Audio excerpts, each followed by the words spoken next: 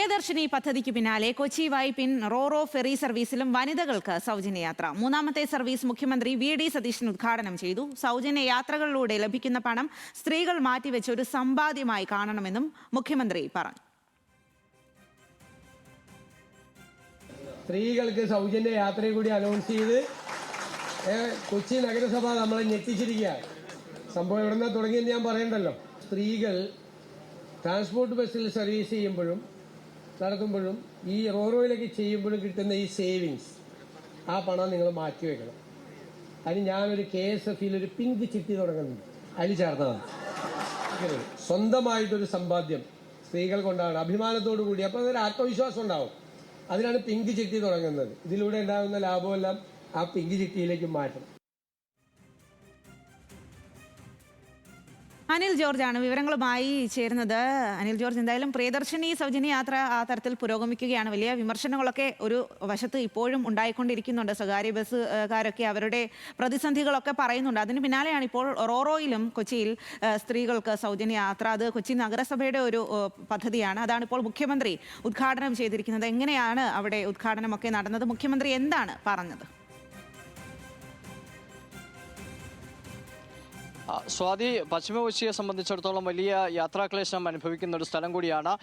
നിലവിൽ വൈപ്പിൽ നിന്നും ഫോർട്ട് കൊച്ചിയിലേക്കുള്ള യാത്ര വലിയ ബുദ്ധിമുട്ടാണ്.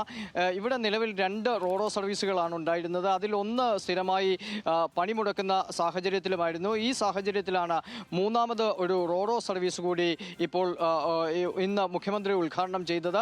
കൊച്ചി നഗരസഭയാണ് ഇത്തരമൊരു പദ്ധതിയുമായി മുമ്പോട്ട് പോകുന്നത്.